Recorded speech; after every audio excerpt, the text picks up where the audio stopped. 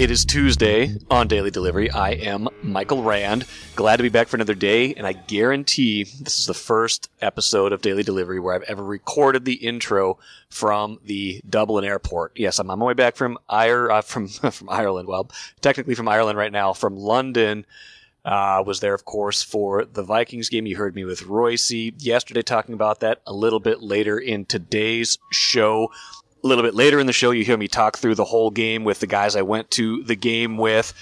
Just a lot of fun. Really fun game. We'll get into the highs, the lows, what we liked about the experience, and, of course, the 23-17 Vikings win over the Jets that put them at 5-0 on the season. The reason I am recording the rest of this, I recorded that yesterday in London. The reason I'm recording the rest of it right now is I kind of ran out of time yesterday. Did a whole bunch of stuff for work early in the day, and then left the hotel room around 2 p.m. to do some kind of sightseeing stuff. Went to the Tower of London.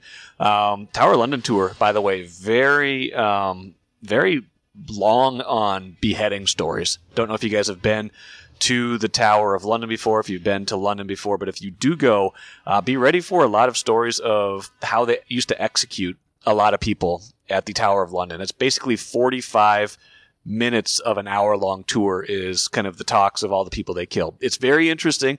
They lure you in with a promise that you're going to see the crown jewels, which you do get to see, but they definitely get you to stay for the stories of all the gruesome beheadings and such that happened within the castle walls. It was a great experience, a great tour in all seriousness, and I would recommend it if you are still in London or going back there sometime soon. Went to the Michael Jackson musical last night with my friends. I had no idea what to expect, but that was tremendous as well. And then ran into a friend from Minneapolis who I didn't know was there. Ended up hanging out with him for a little bit last night too. So long story short, get back to the hotel. It's midnight. I've got a 7:30 a.m. flight. I've got to get up at 4. So just kind of ran out of time. So here I am in the airport. Got a little bit of a layover here. So I'm hoping I can finish this all up, get it edited before anybody is the wiser. Except, hey, now I just spilled the beans. I am doing this from the Dublin airport. Like I said, flying home today after a great trip. I'm going to write a travel piece about my experiences here for the Star Tribune travel section, but just a couple things to note about, international travel. The way I had not been overseas since COVID, hadn't actually been overseas since before we had kids, and it is just such an easier experience now. I know London is a very easy city to be in, to get to, no language barrier, nothing like that, but, easy subways, things like that. Everything just feels easier than the last time I traveled overseas 12 years ago. You don't need a subway map. Everything's on your phone. You don't need to change currency even. I didn't even change currency. I didn't use a single bit of actual paper money. Everything was credit card. You tap to pay at the subway station. You tap to pay pretty much everywhere. So the ease of travel now makes the experience that much better, especially if you're kind of a nervous traveler or you don't travel a whole lot. And I'd never been to London before. I dare say it is one of the great cities in the world. I think I knew that going in, but now I have experienced it. London, Paris, New York City, those are the 3 probably greatest cities I've been to. I'd put Chicago up there as well, but London and Paris certainly in that conversation. And I haven't been to Paris for 15 years, but I'd love to go back. That's the experience. I'm definitely going to write about it more, but just, you can have 1,000 different trips to London, and I had one of them. There's all sorts of things, all sorts of different experiences you can have. I just chose one route, and I'm going to write about that route a little bit later on in the Star Tribune. But this is the sports. This is sports, not travel. And I got a couple things. But first, what did I miss? Twins are apparently close to settling their TV situation, and that's been a long time coming. We heard Dave St. Peter telling Star Tribune's Bobby Nightingale Jr. that it could be a couple weeks away from a resolution to their TV situation. Now, that came on the heels of an announcement that they have re-upped with WCCO radio for 2025. So we know that. We know that who their radio partner is going to be. We don't know exactly where they're headed for TV. We do know the Diamond Sports, the Bally Group, seems to be telling teams basically, hey, you can go do your own thing. You don't need to, don't wait around for us, basically, that they're maybe hitching their wagon more to a couple teams in baseball and maybe the NBA, NHL, it maybe seem, or at least for this year, they're still going to be carrying those NBA, NHL games. So interesting development there. I don't know exactly what the Twins are going to wind up with, but it sounds like they are optimistic again that they're going to come up with a good solution for widespread distribution, not just on cable satellite, but finally now on a direct-to-consumer option, which is really the thing they needed. I mean, this year was a disaster, right? They didn't have the direct-to-consumer option. They had the whole Comcast fiasco in the middle of the year where games weren't on Comcast for 2-3 months. You missed a whole chunk of the good part of the season. Then when the games were finally back on, they started losing again. It was just a terrible situation. So hopefully, for the sake of everybody involved, nobody wants to see them struggle with that, fans in particular, hopefully they are on the cusp of figuring that out, because that would be very good news for fans and for the Twins. Now, the Lynx in a pivotal Game 5 tonight. I hope I land. I think should be landing in Minneapolis about the time the game starts. At Target Center, winner take all. Winner will face New York in the first round of in the first game of the WNBA Finals. Lynx and Sun tied 2-2, so kind of a predictable back and forth series between two very evenly matched teams. You had some intrigue, some controversy with Cheryl Reeve. Some reports that she was going after some Connecticut players after Connecticut celebrated their Game 1 victory at Target Center. Lynx come back and win the next two. Connecticut rallies, wins Game 4 at Connecticut a couple nights ago, and now back to Target Center for Game 5. I like the Lynx in this game. I like the fact that their best seems to be better than Connecticut's best, that if they can limit Connecticut's three-point shooting, if they can get into the kind of game they want to get into, which should be easier at home rather than away, that they should be in good shape. But this will be their first finals since their last championship in 2017. If they can get this done tonight, and if they get it done tonight, I give them a good chance against New York. I don't give them maybe an overwhelming chance, but I think they can beat New York. They just beat New York in a game a few weeks ago that meant a lot, so big one tonight at Target Center, no doubt about it. I'm sure we'll talk more about that on Wednesday's show once I'm back in Minneapolis. That probably will lead Wednesday's show, but for right now, just know going into it, all eyes are on that one going into Game 5 at Target Center. Let's talk about the Vikings from London. First ever edition of Vikings Poetry from London. But not the last. Not the last. Keith Richotte is here. Keith's son is here. Steven, you might remember Steven from last year's podcast from North Carolina. Steven, how you doing? Good. Good. I'm glad you are. And our friend Rob is here as well. Say hi, Rob. Hello. That is Rob. We're going to talk through the Vikings game. We're going to do kind of a regular Vikings poetry segment, but we'll also talk about some other stuff. Sound good? Sure, fine, as long as I get my due. That's all you care about. You just care about you, as always. Okay, let's do the poetry first. How many poems do you have from London? 3. 3 poems. Well, let's hear Haiku. them. Speak into the microphone, please. Okay, 3 haiku. Yes. All right. Number 1. There's only one choice for offensive MVP. Andrew Van Ginkel. Well, as my colleague Ben Gessling tweeted rather sarcastically but accurately in the middle of that game, 23-17 Vikings win over the Jets, of course, in London. The Vikings touchdown leaders this year, I believe it went Justin Jefferson with 4, Jalen Naylor with 3, Andrew Van Ginkel with 2. So he's third on the team in touchdowns right now. You tell me who on the Vikings had more receiving yards than Andrew Van Ginkel. Jefferson did in that game, okay, but yes, I'll give you that. Yeah, point taken. Van Ginkel's been great. We watched him do what he did. That gave them the 10-0 lead in the game, if I'm not mistaken. It was a pretty pivotal point in the game. That is correct. Maybe he needs a featured role in the offense. Do you think? Well, he already has a featured role in the offense. He just scores touchdowns. All he does is score. Like a madman. He's Chris Carter. Chris Carter was there. All he does is score touchdowns, just like Chris Carter.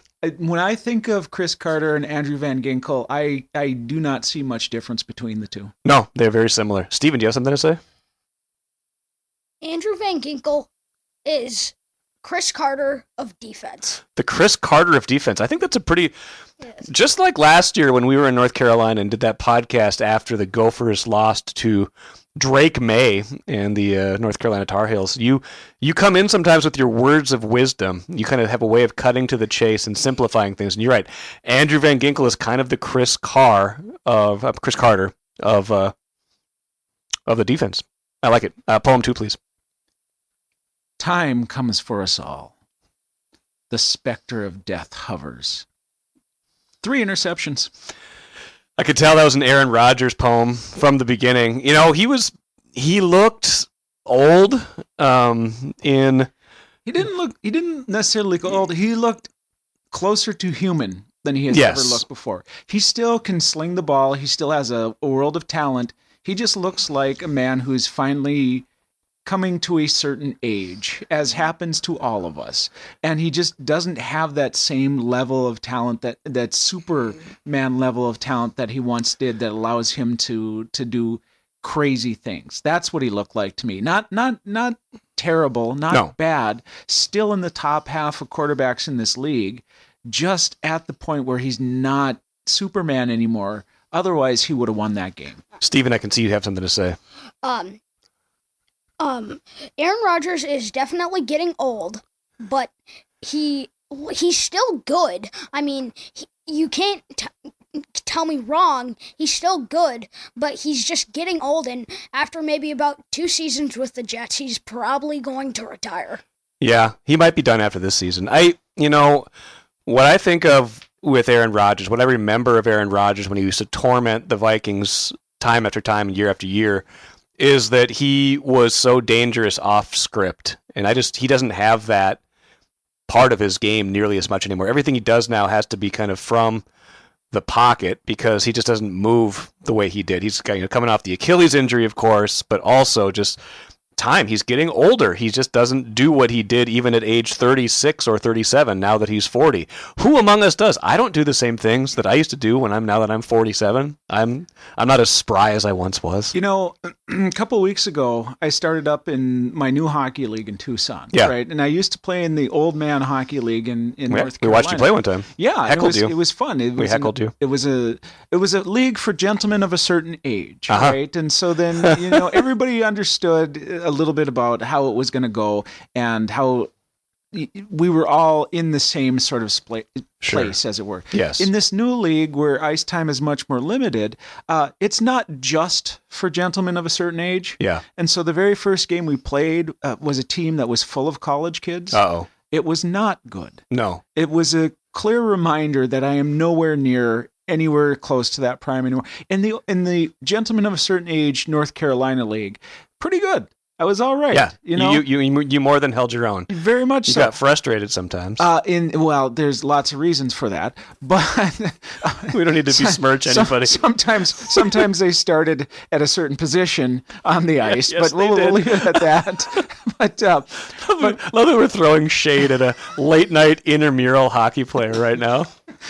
And so, but it wasn't intramural. But I felt like I was playing intramural in Tucson because it was these college kids, and they were just going crazy. And Aaron Rodgers is now much closer to me than the college kids that he used to sort of more remind me of in terms of talent and capability. Rob, it seemed to me like your main purpose at the game was to make sure that Aaron Rodgers knew that you don't really care for him. Is that true?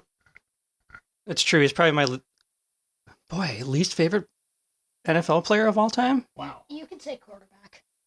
But it goes beyond the quarterback position, I think. I don't think I've disliked anybody more than Aaron Rodgers. What? In your life? What do you like? I didn't think about this beforehand, and I'm trying to think of it right now. Think about the first woman who broke your heart. Do you hate Aaron Rodgers more than the first woman who broke your heart? Kinda. Wow.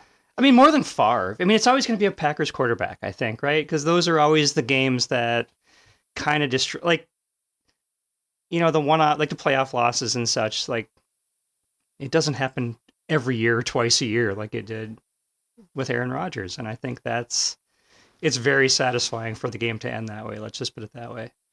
So we were talking at the end of the game as well, too. Yeah. And I'm still a little undecided, right? Because in some ways the game was perfect for what you wanted for this experience. They got out to the big lead, so we got to celebrate. And then there still was tension all the way through the second half as the lead started to dissipate, but they managed to hold on and win. So what was the perfect ending? Would the perfect ending have been them scoring a touchdown and then choking the life out of the rest of the game instead of just that field goal that they got? Or was it perfect for it to end with Aaron Rodgers' third interception of the day? And maybe the last game he'll ever play against the Vikings. At the time, option A, but in hindsight, knowing how the game ended, the way it ended was great. Just because everybody got to have their, here comes our hero, Aaron Rodgers, and then that happens. And I'm not going to lie, I was nervous at the end of the game. Like, I was waiting for that, touchdown with 9 seconds left. Have you ever seen anything like that happen before to the Vikings? Maybe with Aaron Rodgers? Yeah, like exactly. So, but think about all those, games, even when Favre was quarterback, that he had a comeback and it was aided by some sort of questionable pass interference penalty or a dropped interception or we recovered an onside kick that mysteriously goes to the Packers after they unpile the pile and our guy still has the ball. This felt, it is, I don't want to say it's sad because Aaron Rodgers is getting old. It still feels pretty good to see it, but it would have been nice to happen once or twice while he still played for the Packers too. I think we need an 8-year-old perspective. All right. Someone who's not old. Go on. I have one question. Yeah. So far, is Andrew Van Ginkel the best player on the Vikings so far? That's a good question. This season. We're just talking about best player on the Vikings so far. There are a lot of candidates for that, right? Because they've been playing really well. I think we saw how much they miss Aaron Jones today when he was out for the majority of the game. He had 7 carries for 29 yards. He was kind of doing his thing. All of a sudden he goes out with a hip injury, doesn't play the rest of the game. You see the drop off in a lot of what they do, both running the ball, receiving, things like that. I think there've been a lot of really good players on defense. It's kind of been a different guy every week, but Van Ginkel, I think you could argue, has had the biggest impact just because he's made 2 absolute game-changing plays that, against the Giants and now the Jets to, returning interceptions for touchdowns. That is, you don't get much bigger than that. What do you think, Keith? I think that's absolutely true. And it speaks to why perhaps this team feels a little bit more legitimate than some other teams in the past that have had good records, like O'Connell's first season, right? Right. For example, because you can't name one thing that is just the reason why this is happening. It feels like it's been spread around, that there are a lot of good players, and who knows who's going to step up in any given week. We have not seen the explosive Justin Jefferson game this year, right? We haven't seen. Yeah, he had the 97-yard catch, but he's not had like the 11 for 180 and 2 touchdowns. Right, kind exactly. Of game. He's been good.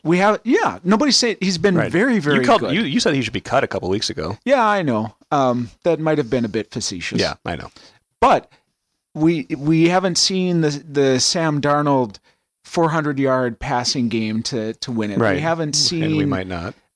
We've seen the individual defensive players have good games, but because we've seen a lot of players have a lot of good games and maybe be the reason for why they won this time or that time, it speaks to how the team is working as a whole, and we're not just depending on Case Keenum heaving up hospital balls that somehow his receivers end up catching, leading to victory, right? This is something that feels a little more solid precisely because you can't identify that one player or the one thing. You've had a lot of Case Keenum slander the last few weeks, and I'm not going to stand for it. Well, you should, because Zimmer was kind of right, even though that guy seems like he would be very unfun to work with. Sometimes even the jerk boss is right. Steven, you have a point to make? Yes. Do you all think Andrew Van Ginkel belongs on offense? I don't think he belongs on offense. I think he's doing what he's supposed to be doing on defense. That said, I was impressed with his interception return. I will say that's something that not everybody does all that well. He kind of waited for his blocking to develop, stuff like that. I thought he did a nice job returning the ball after he caught it. So maybe there's a role for him in short yardage. I'm not going to say no, but I think he's probably better on defense than offense because usually that's the case at this point. Okay, I got one more haiku. Before you get to it, I wanted to share one more thing about Aaron Rodgers because I was going to do this before we got to the next one. I posted a picture walking up to the game of someone in a Sam Darnold Jets jersey, and someone replied with the picture they thought was best, and it was a woman wearing a "Breathe If You Hate Aaron Rodgers" jacket, and I thought that was just tremendous. So Stephen was breathing. Yes. All right. So one more Viku before I have to get this kid to bed. Okay, sounds good. Right. The cliches are true. Parting is such sweet sorrow. Please more tube stations. Yes, we have to leave London pretty soon. Well, I'm just saying, getting out of an event in London seems to be an effort. Because we went to the West Ham match on Saturday, which was tremendous, by the way. But that was also a little hard to get out of. And then leaving this game was going fine until we got about 2 blocks from the station, and then it kind of ground to a halt, and then we had to maybe circumvent the rules a little bit. We might have got out of there a little earlier than we were supposed to. I'm just saying, London is an incredibly fun city. Yes, love London. They have nothing but a good time being here. Have enjoyed it, have enjoyed this game, enjoyed the Premier League game yesterday. But it's been a bit of an effort trying to leave any of these events. And London, bless you. You're amazing, but just let me get to the hotel, please. This is what happens though when you try to. This is like a historic city. Like think about like the U.S., right? Like every city in the U.S. is much newer than London. A lot of places have built these stadiums in like sprawling suburbs. There's different ways to get places. Like you are trying to cram modern sports expectations into a city that is just maybe not built for it in every corner. Well, this guy's lecturing the professor about history. Okay. I didn't know you were a professor of London history. Is that your new class? No, all I'm saying is I have done historical research in the past, and all of a sudden we got Mr. Smarty Pants. I'm just saying, maybe it's not built for the modern sports fan who needs modern conveniences 24/7 like you. Well, I'm just saying, I mean, you would think London would have had a little bit of practice being the city that it is, taking care of something. That's true. I will agree with you. It was difficult getting out of there. Rob, what was your level of frustration with that? Leaving the West Ham match yesterday was a little bit more frustrating because that happens all the time. Like that's the best case scenario for every time they have a match there. Plus the Olympics were there too. So there were more people there during the Olympics. They seems like they could have come up with a better way to get people out of there quickly instead of funneling them down one 15-foot wide sidewalk and then down multiple stairways. At the Vikings game today, I mean, there's a train station that's a block and a half away from the stadium, but planned engineering work probably shouldn't happen on like the one of 2 weekends where they're having, out of town people visit the stadium for the first time trying to figure out their way. And if you look on Google Maps, it tells you to go that way. I mean, I don't know, frustration. The first time at the West Ham match, because we didn't know it was going to happen, we kind of knew what to expect after the Vikings game today. And it was kind of nice to, being a Tottenham fan, to kind of walk through the neighborhood and see the stadium and kind of experience the neighborhood was kind of fun. Would have been nice to have a 20-minute walk instead of a 35-minute walk, though. But what do you want to say before we get you to bed? Think back. It's just 2022. You see, the Vikings do not make the playoffs. What do you do? Wait, what? What do you do when you see that the Vikings do not make the playoffs? This year? We live our lives just like we do every single year, because that's what tends to happen a lot. They lose in the playoffs or don't make it. I have a feeling they're going to make the playoffs this year, though. They're 5-0. And they made the playoffs in 2022. Last year, they didn't make the playoffs. But I think this is a pretty good team. I think we're looking at a team that maybe had a couple of its flaws exposed in this game, in that Sam Darnold had his first real, kind of bad Sam Darnold game, and they showed Their running back depth is not maybe all that great when Aaron Jones is out for a while, but they might be just when the Jets are a really good defense too. So I think we can't ignore the fact that some of this was their opponent too. Okay, we're going to bed. Okay.